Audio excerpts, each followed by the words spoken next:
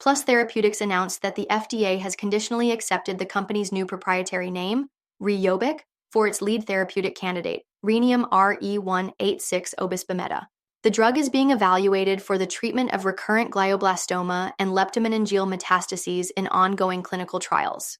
Richtech delivers targeted high-dose radiation to CNS tumors safely and effectively, potentially reducing off-target risks and improving patient outcomes compared to current therapies. For more updates on Plus Therapeutics, their fourth quarter and full year 2024 financial results are coming out on March 27th after market close. A conference call and webcast will be hosted by the company's management team at 5 p.m. ET on the same day to discuss the financial outcomes as well as provide a corporate update. While you wait for that, check out Richtech Robotics, which opened the third One Kitchen location in collaboration with Ghost Kitchens America at a Georgia Walmart supercenter.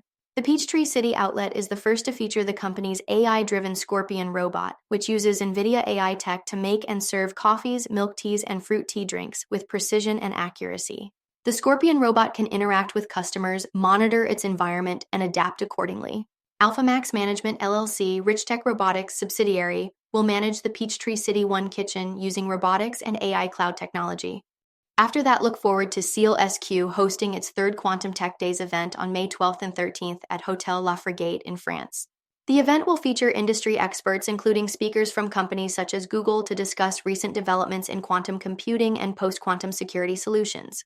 Day 1 will be an exclusive internal meeting session for SEALSQ and its partners, while Day 2 will be a public conference focused on the quantum computing reality and cybersecurity urgency. Recently, SEALSQ's newly launched SEAL Quantum strategy made progress in its purpose of making acquisitions for accelerating quantum computing and AI initiatives. Up to $20 million have been allocated for investing in startups specializing in quantum computing, quantum as a service, and AI-driven semiconductor technologies. They've already invested in Colibri TD, a company focusing on end-to-end quantum solutions that integrate with classical computing infrastructure. They're in advanced negotiations with ICR ALPS to acquire the ASIC design and supply specialist for reinforcing their commitment towards ASIC development. SEALSQ also announced plans to establish a post-quantum semiconductor personalization center in Singapore through its new entity, SEALSQ Singapore Ltd. The move is aimed at reinforcing the company's commitment to advancing secure semiconductor technologies for the post-quantum era and expanding its footprint within the Asian semiconductor market.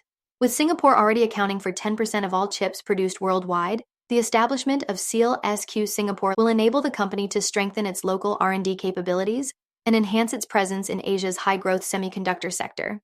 On top of that, SEALSQ also reached 1.75 billion devices secured by its microprocessors since the company's inception.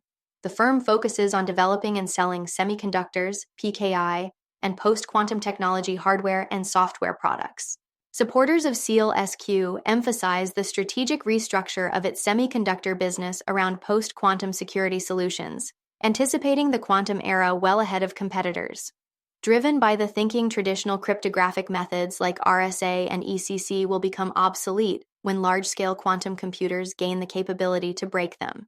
In response, SEALSQ has implemented NIST-approved post-quantum cryptographic standards into its semiconductor designs, ensuring robust security against quantum-enabled cyber threats. Moreover, the WiseKey root of trust has been installed in over 6 billion devices globally, providing a trusted foundation for the company's chips operating in a zero-trust security environment. Meanwhile, StandardAero appointed Rama Bondada as Vice President of Investor Relations. Bondada has over 15 years' experience in equity investing and previously served as VP of Investor Relations at Lilium Aviation. He will report to CFO Dan Satterfield and be based at StandardAero's Scottsdale headquarters. In the renewable energy space, Oaktree Capital Management acquired around $400 million of Sunnova Energy's debt, as the solar panel provider prepares for negotiations with its creditors to address its troubled capital structure. Sunnova had over $8 billion of net debt at the end of last year.